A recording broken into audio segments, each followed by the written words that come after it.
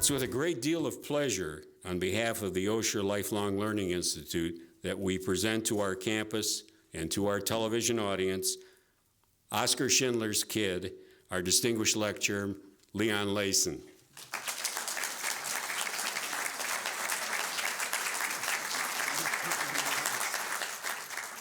So I'm going to tell you about my family and how it affected us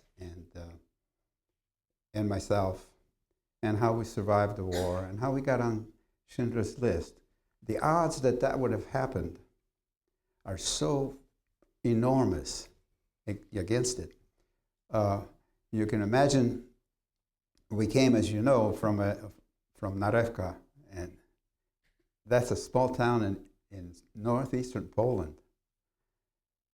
Tiny town. It's very similar to what you might think of some little town like well, an example might be the Fiddler on the Roof without the Hollywood stuff. With horse and buggy, no running water, just people living, working hard and trying to make a living. Came from that kind of a small town. There were only 1,000 Jews and maybe 1,000 Christians of various denominations, and we lived in more or less harmony, sometimes with a little friction during my period of time. But anyway, so coming from a town like that, coming to Krakow, and then have somebody like Oskar Schindler come from Sudetenland to Krakow, and we met there. And as a result of that, we survived the war. Those odds are enormous. So here's how it went. My father came to Krakow first because the company that he worked, where he worked, moved the company from Narewka to Krakow.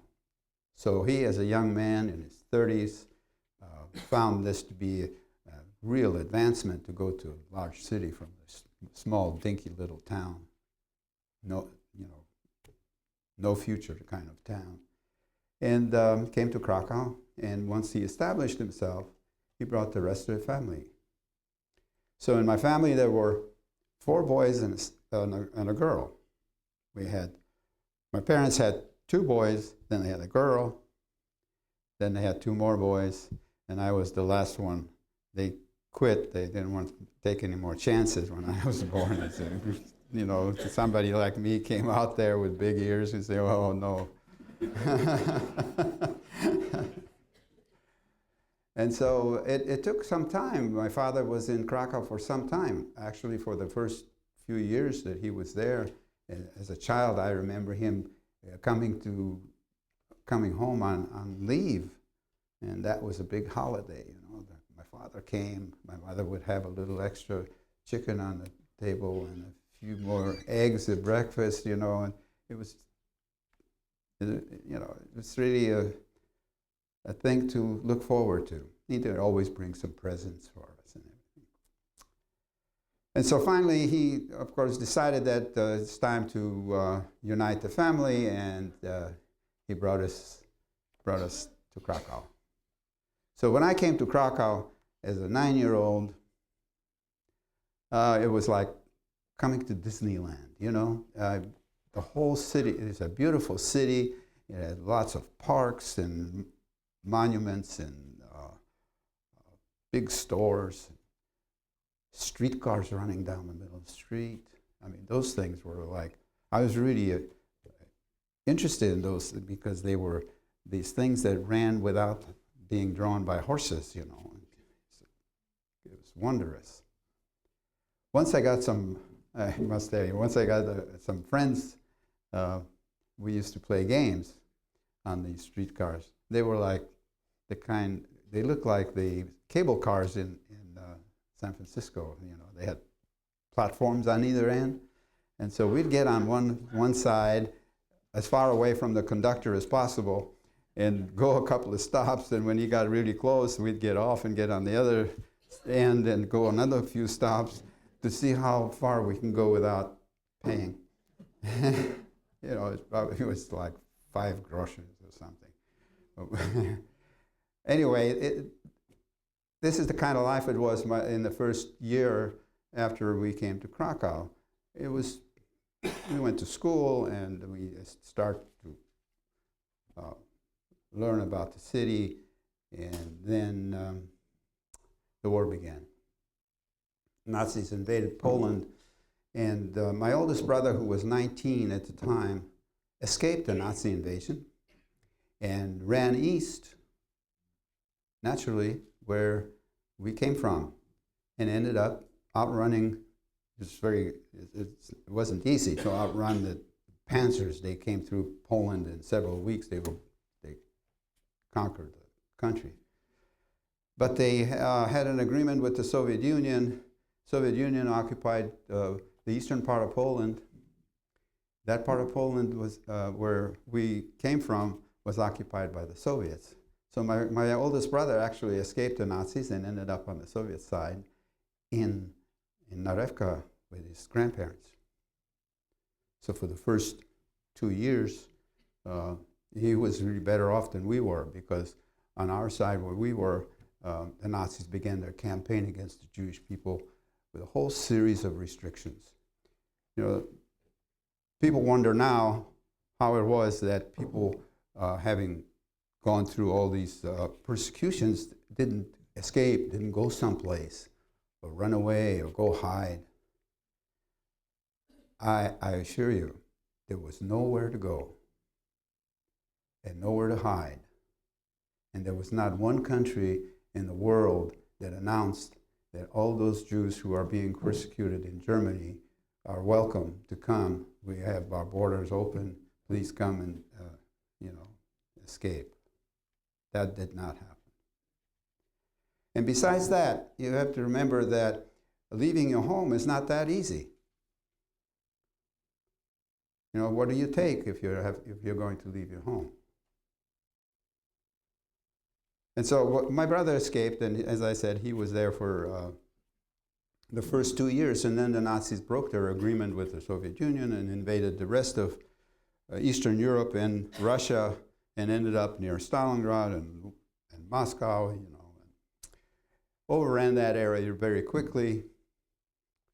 And right behind those invading armies in 1941 came a group of a battalion of soldiers, several battalions of soldiers who had an assignment to find Jews who lived in these small towns in those areas where we lived.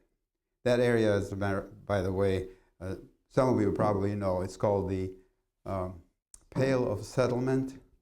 That means where the Jews were allowed to settle.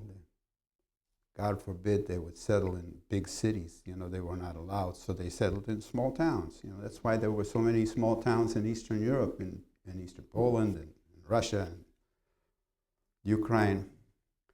And so this was the Pale of Settlement, and they roamed that area, these battalions of soldiers. Their assignment was to find Jews who lived in those towns and murder them. Imagine, I say that, and then I think about how easy it is just to say that. But to understand it, I don't think you can. So these soldiers, this battalion, one of the battalion of soldiers came through my hometown 2 months after the second invasion, surrounded the town, drove the Jewish people out of their homes down to the edge of the forest. That way it was located near a forest. The source of Polish pride, Puszcza Białowieska, is a very important part of Polish pride, the forest. They drove them down to the edge of the forest, murdered the men that day, buried them in a common grave.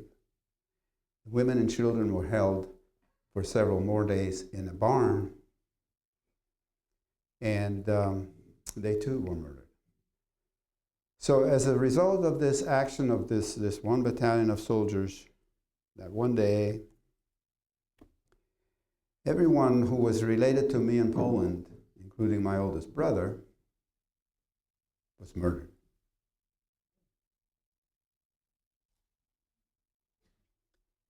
In the meantime, to get back to Krakow, they began their campaign, and as I began to tell you, you wonder why people stayed and allowed themselves to be persecuted like that. Well, we had no choice. And besides that, my parents, people my parents' age, remembered the Germans from World War I. And they expected them to be the same. It's 25 years, World War I. The Germans came, invaded Poland. They stayed there for 4 years, and then they left, and everything went back to normal. And they expected these Germans to be the same. So here come the Germans again, one more time, invaded Poland again. And they began their campaign against the Jews, which we know now in retrospect, but at the time it was just some inconvenience that you should experience during wartime.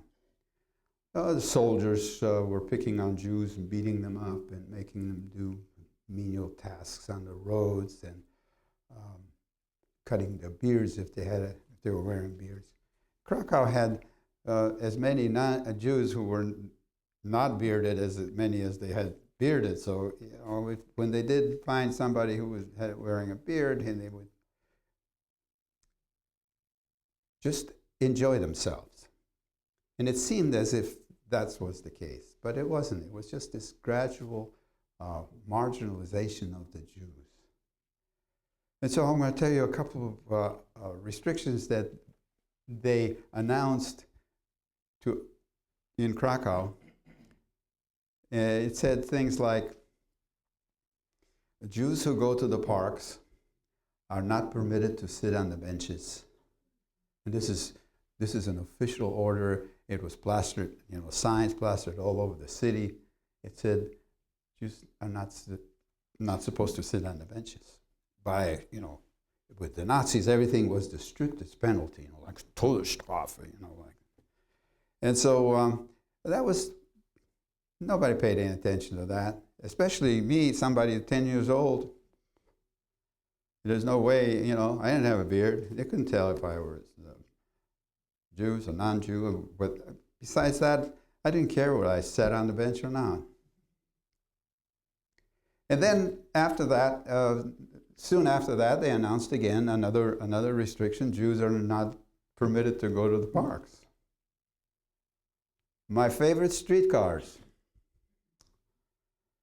The Jews were not allowed to take public transportation. So, but at first they could. As to show you just how gradual all this was. At first they had a rope strung right through the middle of the streetcar, and Jews had to get in the back platform and the non-Jews in the front. So now if I wanted to play this old game, I couldn't do that because there's a rope stretched across the middle. And I have to tell you this. It's just a way of marginalizing people, of putting people down. It has nothing to do with going someplace. When I was here the first 2 years in this country, all I did was I went to school to learn English. I went to school to learn my trade, to convert my trade to the American system, because by that time I was a pretty good machinist, so I wanted to be able to get a job and better pay. And so I was going to school, going to work, going to school, going to work. So I never had a car. I just used public transportation all the time. And so I was used to getting in the back of the bus on the way home at midnight, and the bus driver would know when I was supposed to get off, so he would just wake me up. I'd go to sleep. He'd wake me up and say, Leon, you get off here, that's your stop, Melrose and Western, you get off here. So this was routine. A little bit less than 2 years after I came to this country, I was drafted in the Army, and I had to went into basic training. So part of my basic training was in Aberdeen, Maryland, because I was a machinist and they wanted me to be in ordnance. So I was in ordnance training for a while. Then I was transferred to engineering, and so I was an Army engineer, so basic training. That part of basic training was in Atlanta, Georgia. It was in Atlanta, Georgia, Atlanta General Depot, outside of the city. And I was sent there because I'm new. I was pretty new here. I knew a little bit about the South and the North and these kind of things. And so after about 2 or 3 weeks of training, they gave us passes to go into town. They gave us a 3-day pass, So, this time I'm not little Leyson, I'm private first class Leon Leyson with the brass shined and my belt buckle shined. I'm going into town, we're going to go see a movie or something. Anyway, they provided transportation. So I got in the bus, got in the back, just my habit, sat down, and went about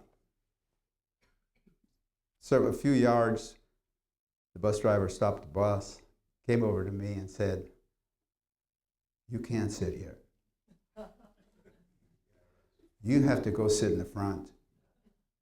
This is reserved for blacks."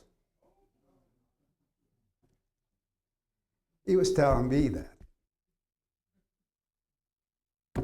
I'm telling you, it is just, I didn't know the term then, but I know it now. It just blew my mind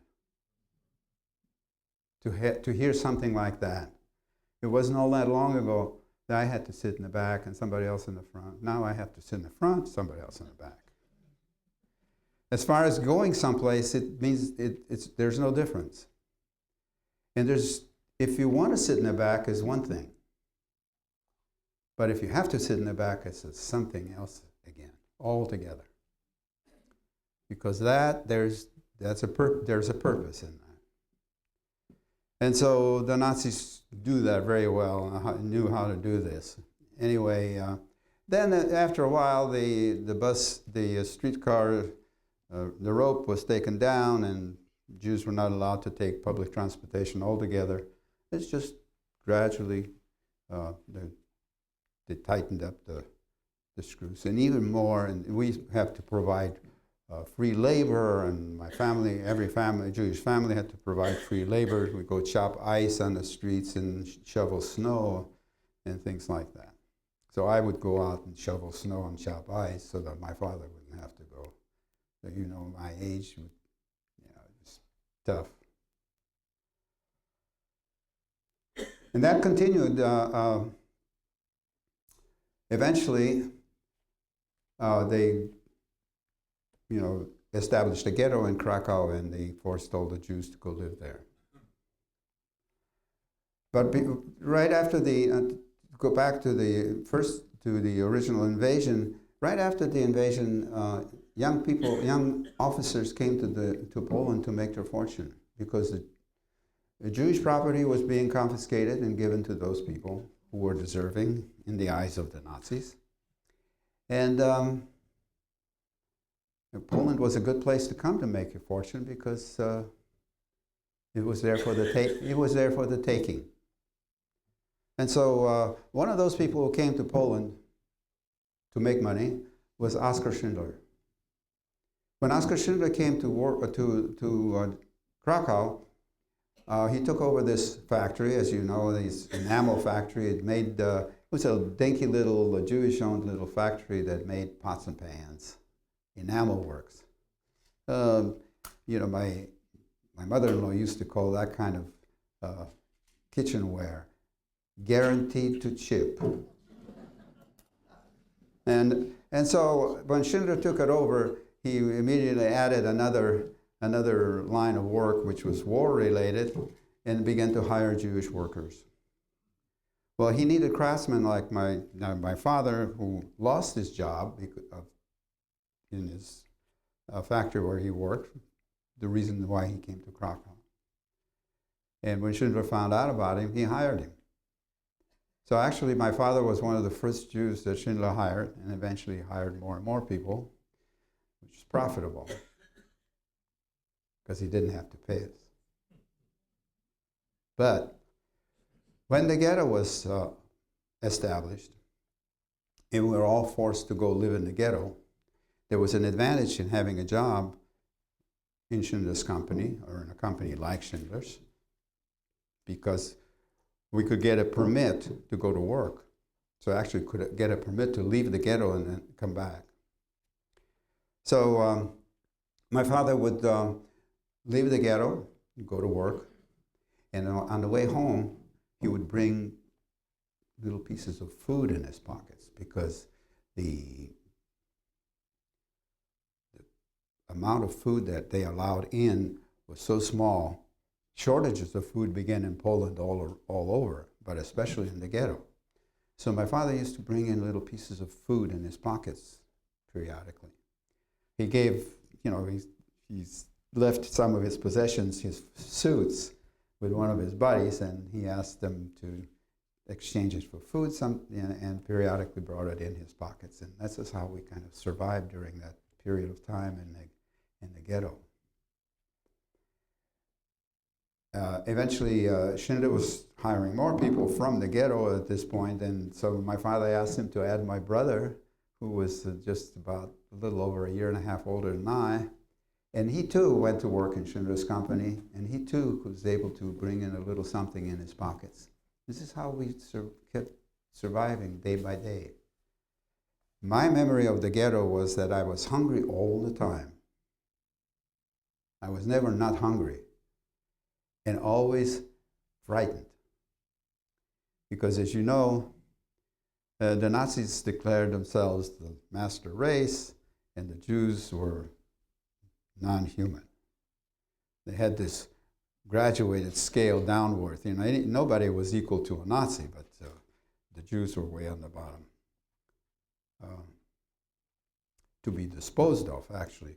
At that point, we still didn't know what their final solution was going to be. Even when the ghetto was started, even when the ghetto was created, people inside the ghetto, and as I said, I was taking cues from adults. They were saying things like, well, if that's the worst thing that can happen, we can live with that. The war's going to be over, and then everything's going to go back to normal. No one in his right mind could have predicted that a nation of philosophers and a civilized country like Germany in the middle of Europe with great universities and science and composers would sink to the level that they could decide that it was okay to murder a whole group of people, not for what they did, but for who they were. Basically, because they prayed in a different language, maybe, or something. Now that's not to be understood. Anybody who can understand that, I don't know there's anybody that could. There's no way to understand it. And so nobody could have predicted it. And so the ghetto time was just a place of insanity. My life was in jeopardy all the time. I was shot at a couple of times, and I was always hungry and frightened because people were being killed on the streets. And so, to the Nazis, we were the Jews. We were not anything except the Jews with Nazi eyes. But if one looked at us, from a distance with normal eyes, one could see that we were not the Jews. We were there. All kinds of people were there. There were smart people and dumb people. There were professors and lawyers and educators and clergy and all kinds of people with talent, who were in the arts. I mean, just different kind of people. There were rich people and poor people, even in the ghetto. So those people who were a little bit better off in the, before the war were a little bit better off while we were in the ghetto. So above us in the same building lived a family, and before the war they were a little better off. They had a little cushion. So in my father's case, you know, he was working and he had a little savings account, and that disappeared right away. So all he had was his skills. Anyway, this woman would periodically call me and ask me to run an errand. You know, I don't know if she really needed the errand, but she found it an excuse to call me upstairs afterwards, and she would take out a loaf of bread, something that I could only dream about, and cut a big thick slice of it, and then spread butter on it, nice and thick, and then she'd give that to me, and I'd take it, run downstairs and give it to my mother, and she would then cut it into thinner slices, scrape the butter off, then spread it on the other pieces, and we all shared, and that was a good day.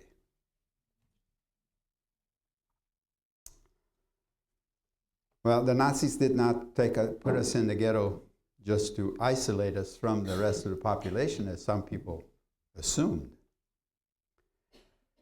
And they began, because they've been roaming around the eastern part of Poland and the eastern part of Europe and shooting people at the time, as I described earlier, it became a little bit too slow for them. They just thought maybe with good science and good German technology, they developed ways of murdering people en masse. At that point, they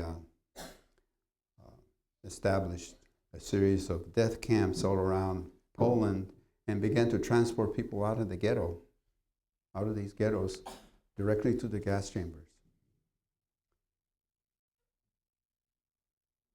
And so when the first transport was formed, I must tell you that the first transport was formed, the Nazis announced that there would be a transport and people could get on it if they wanted to. They'll then be taken to the countryside where they would have fresh air, they had jobs, and at the same time alleviate the congestion in the ghetto, which made very good sense. You know, we were really jammed in a small area. You know, when the ghetto was created, the Christian population had to move out and Jews had to move in. And the number of Jews that moved into that same area were about 3 times as many as the ones that lived there before. So we were really jammed in. We had a family couple that came from Germany originally and then ended up in the ghetto, and they lived with us in the same bedroom. Anyway, so they would alleviate the congestion in the ghetto, which made good sense. And so when the first transport left, some people went voluntarily. Who wouldn't want to leave this crazy place, this insanity? And so, but eventually the word came back as to where those transports were going. And I think some of you who saw Schindler's List saw a transport like that formed in the movie. By the way, the Spielberg movie was, as far as the events were concerned, are true in the way they happened. The conversation they had between them, that's something else again. But as far as the events, these were events that people related to them, and they recreated it practically. You know, right on location, as a matter of fact, in Krakow. When I saw the movie, I could almost see my building where I lived. You know, it just makes you freeze. Anyway, they depicted this kind of a sample of a transport. You know, movies can't show you everything. It's still a movie, even though it was pretty accurate. It lasted 3 hours. You know, the real thing happened. It lasted a lot longer than that. You know, and so how many of you have seen actually Schindler's List? So you all know my whole story, actually. Yeah. Anyway, Schindler went to, as you remember, Schindler went to rescue his accountant, because by that time he had quite a few people working for him, and his Jewish accountant was rounded up and taken on this transport, and Schindler found out about it, so he went to the railroad station to rescue him, and which he did. So in the movie they showed these, where they went up and down the railroad cars and called his name, Stern, you know, and finally Schindler found Stern, got him off the train, and Stern survived the war with us at the end on Schindler's List. But as I said, you can't see everything in the movie.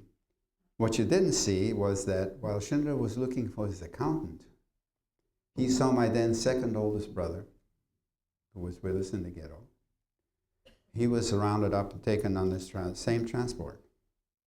Schindler saw him there, and he offered to get him off the train.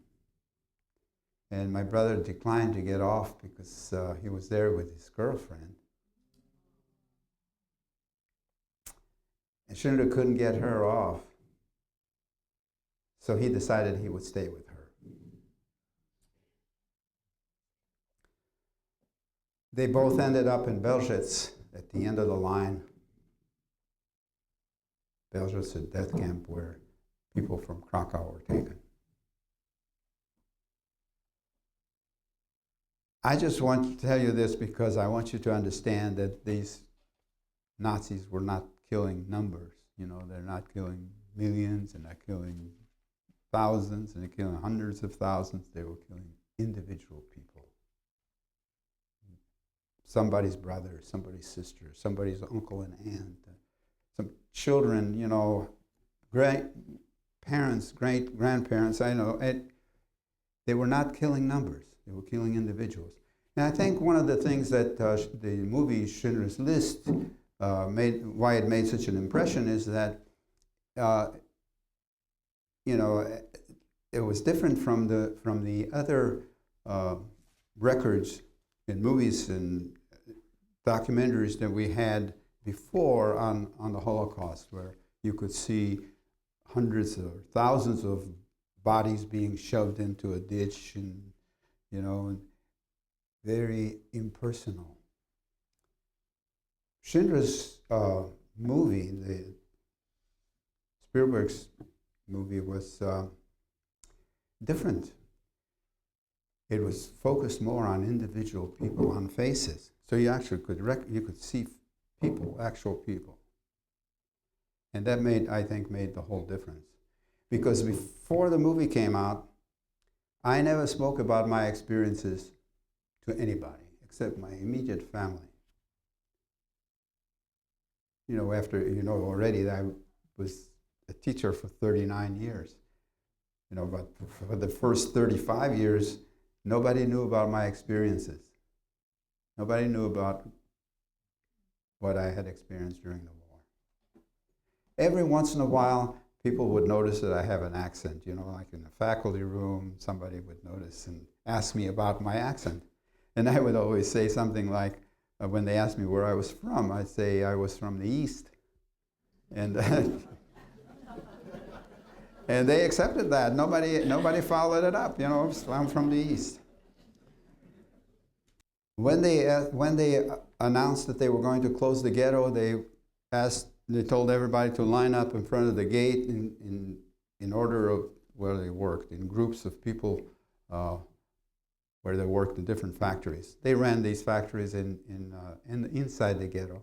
We manufactured all kinds of things. I was in a brush factory by that time. I worked in a brush factory, so I lined up with my brush factory people. And then they were going to escort people, one group at a time, on the guard to the camp. When my group started to move, when we got about where the gate was and the guard was standing there, he pulled me out and told me that I would come later. That was not a good thing. And by this time, we had a pretty good idea what these people were doing, and so my friends and I, who were not allowed out either, they were about my size, we went in the back and huddled up, tried to find out what we should do. They decided they were going to go hide because we'd hidden once before and escaped one of the transports. And this time they were going to hide again. And I decided not to do that. Now, I don't want you to think I was so smart. I saw my mother leave. I was going to be the last one in the ghetto all by myself. I just didn't want to be there by myself. And so I joined another group. They really didn't know whether I belonged to one factory or another. And I got pulled out again once or twice, and then one time the guard wasn't looking, and I made it. And my parents were elated that I had made it out of the ghetto into this place of hell. I spent the rest of the year there before I got transferred to Schindler's company. My sister went to work in a company like Schindler's, and she was transferred out. My father and my brother went to live in Schindler's camp because Schindler had, by that time, had quite a few people working for him. And when all his employees were then transferred to Plaszow, to the concentration camp, they had to be escorted under guard every day back and forth to his company. So he was able to persuade the authorities to let him build a sub-camp right next to the factory, so his employees could live there and go to work and then come back without guards, which he did. He was able to accomplish that.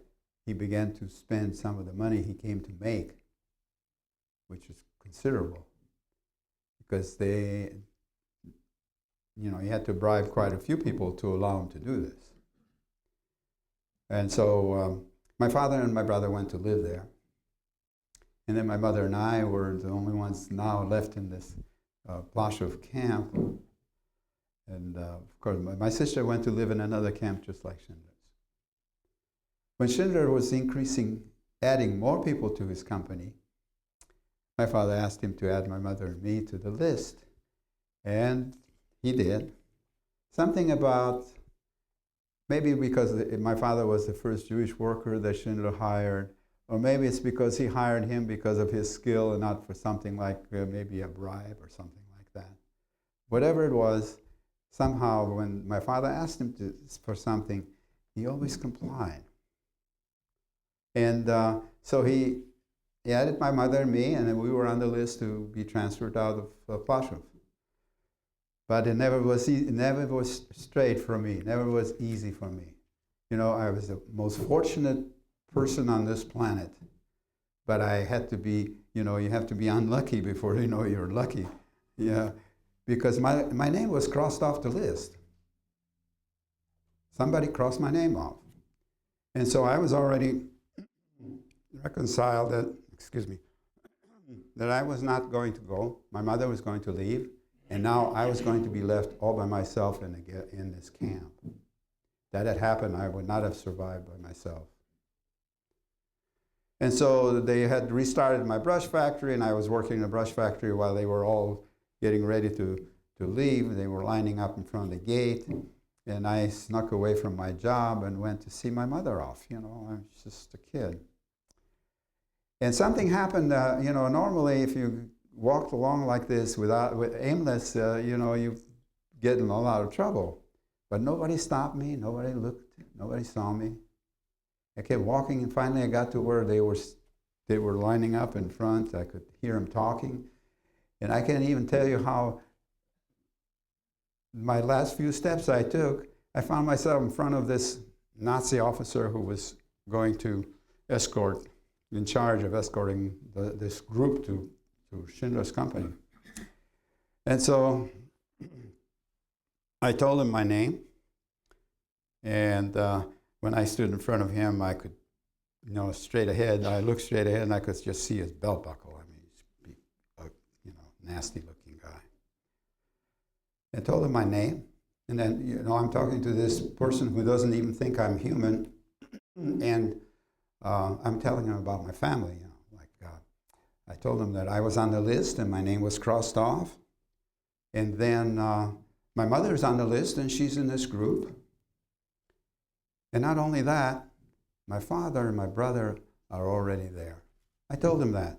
I just thought, that is really dumb. You know, even at the time I thought, oh, what am I telling him that for? Anyway, he looked at the list, and make a long story short, and he ordered me right into this group. Not speaking complete sentences, you know, just crunch it, you know, like that. And so I jumped in, and, you know, it looked like we were standing there for a long time, but it wasn't really long. I could see them, the assistant and he were talking about something, and I thought maybe they were going to change their mind. Anyway, I made it into Schindler's company, and I got a job and working on a machine, and I used to run a lathe, 12-hour shifts, and life became a little better because we were not harassed all the time. We were still guarded by the same guards. It wasn't exactly a day camp where you went canoeing and riding horses and stuff like that. But it was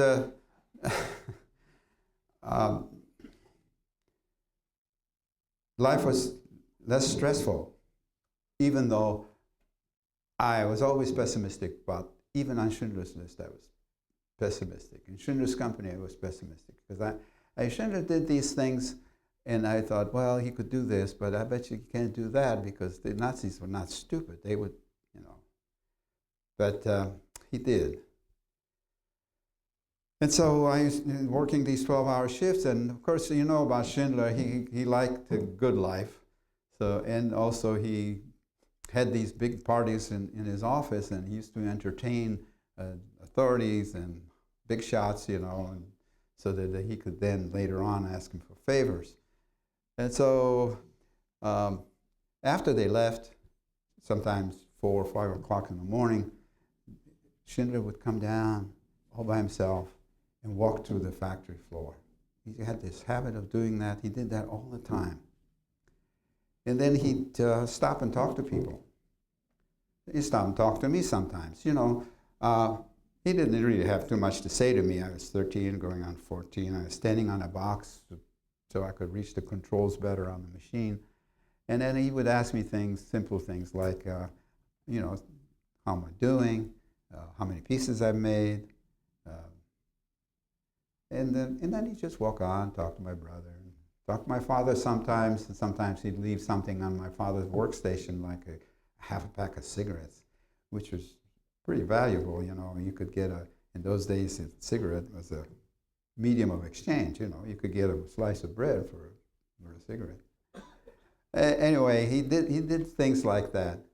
Like sometimes when he spoke to me, the next day when I went to get my ration of food, I'd find out that Schindler left word that I should receive 2 rations. Imagine that.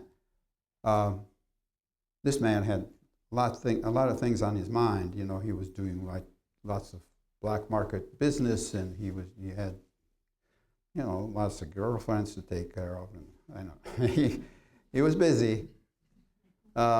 And he still had time, or remember that he saw this kid working that night, and he should get 2 rations of food. He was the most unusual human being. If you take him within the context of the times, you would have to declare him a true hero, because the norm was to murder Jews, not to save them. And he undertook, once he discovered what the end result was going to be, what the plans were, he proceeded to work against it until he was able to succeeded in saving this 1,200 Jews. It's not like being a good CEO today, you know, when you provide good health care for your employees and good wages and all this kind of stuff. In those days, what he was doing was against the law. What the Nazis were doing was not. It was an upside-down world. Did many, many things. He Eventually, of course, when the war was going badly for the Germans on the Eastern Front, the Russians were going to be in Krakow soon. Those people who had companies like him send their Jewish workers back into Ploshov, into this main concentration camp, where my sister was working in one of those. She was sent back. And more than half of those people did not survive the war. They took their money and ran. Schindler instead decided that he would do something different. You know, I don't mind telling you that when I heard the rumor that he was going to do this, he was going to have the factory dismantled and transfer it to Czechoslovakia, more or less where he came from, and then take his employees with him. I just did not think he would be able to accomplish that. But as you know, he did, with spending, proceeded to spend a lot more of his money. But during that period of time, just to give you an idea about his character, during that period of time, he couldn't keep all his workers.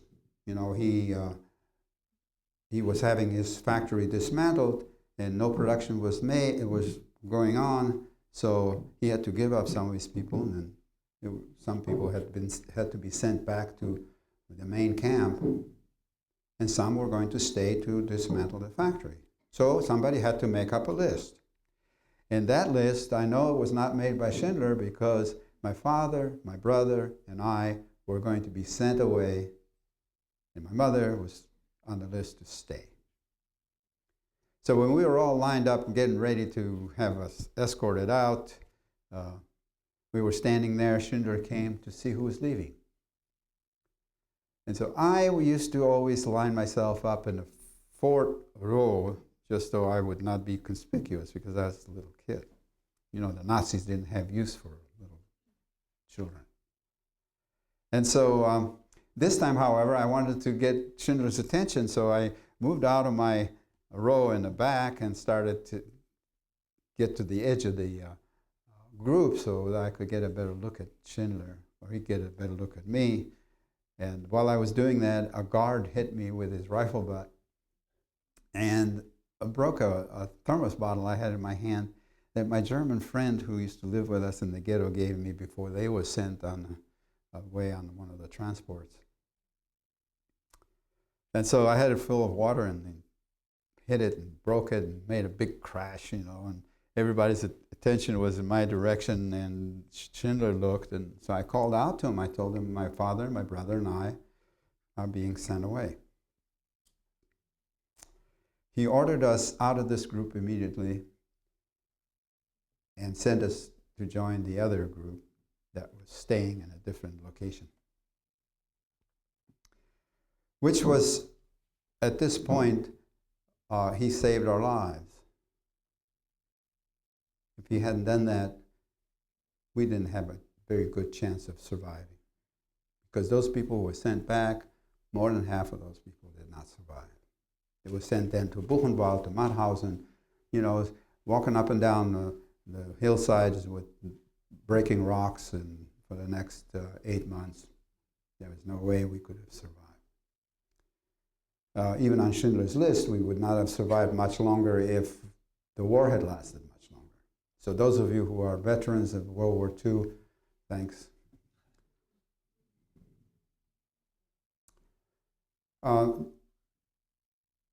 So he took us out of that group and ordered us in. So as I said, he saved our lives.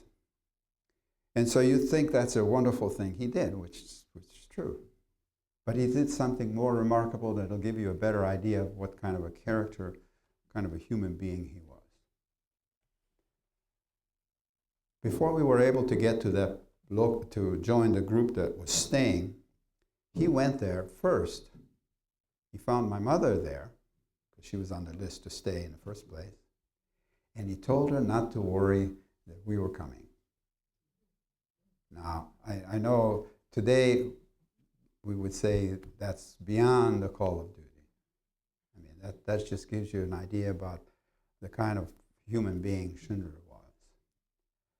And I can tell you that if I brought somebody like Schindler here and a Nazi, who was true Nazi believer on one side, and somebody like Schindler on the other side, if you looked at him, you could guess who is who. We just can tell, there was nothing behind those Nazi eyes, while as Schindler, when you talked to Schindler, when he talked to us, he talked in complete sentences, and he waited for an answer, and he said good evening and good night and stuff like that. Nazis just didn't do that. They just grunted. All they said, single word commands. After all, we were not human. You don't talk to non-humans in complete sentences. Well, Schindler was able to accomplish that, as you know from the movie, and you also know that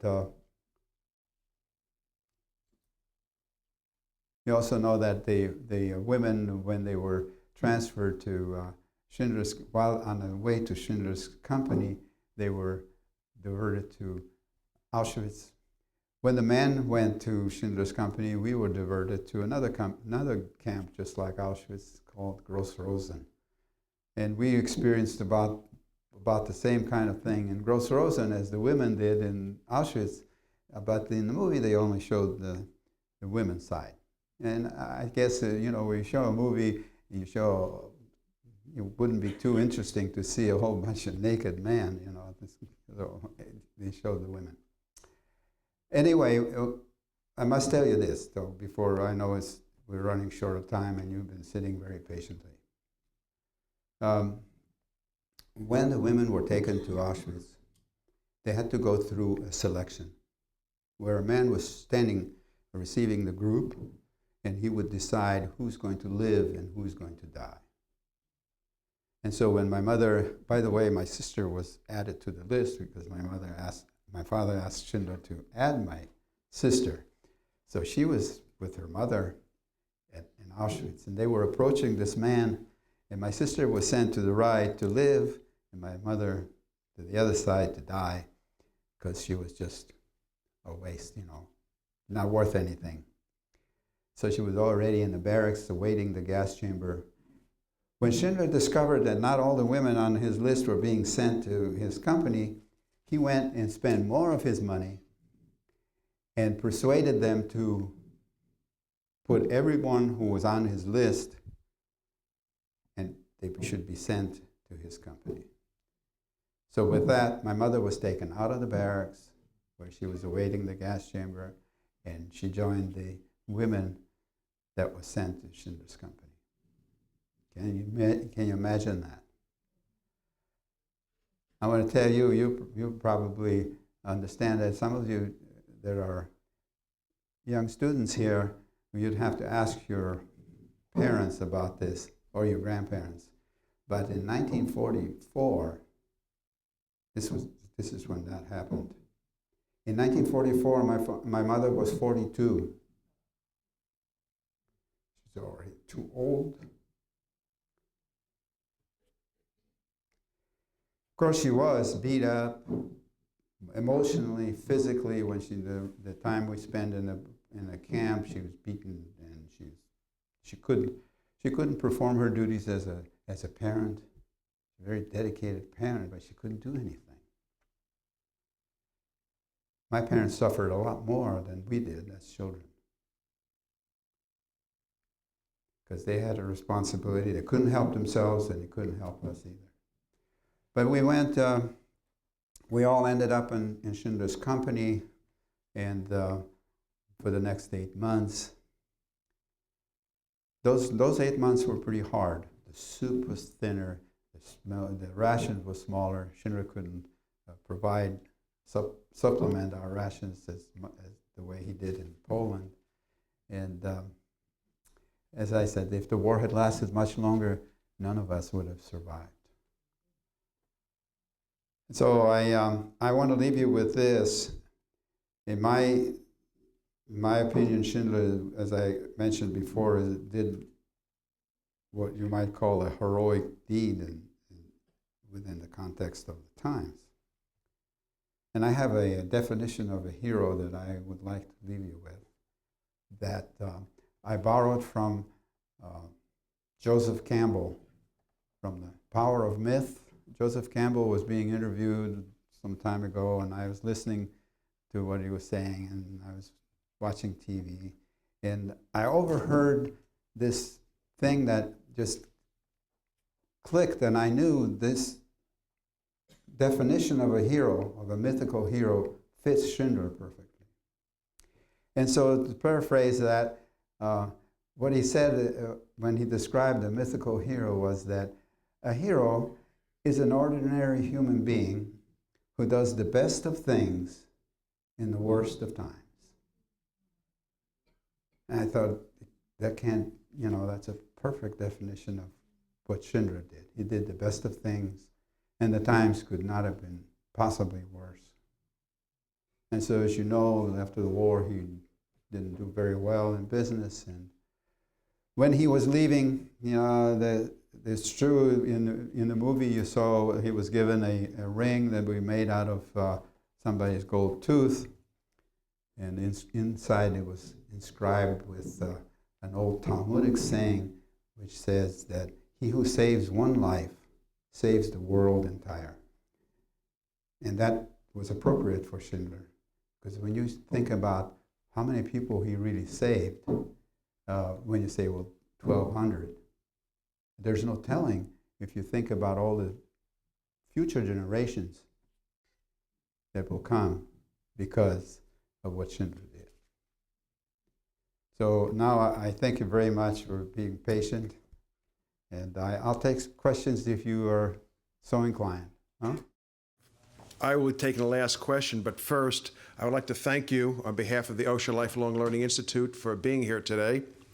And the last question is, how and when were you bar mitzvahed? I was in Schindler's company by the time I was 13. My voice changed, I knew that. I used to, when I was a child, even in Narevka, I had a really good voice. I was a soprano, And people would ask me, on Sabbath, people would sit around the porches and they would ask me to sing songs. So I sing and I carry a tune. And then sometime during the period in Schindler's company, my voice changed, and then I knew I was bar mitzvah.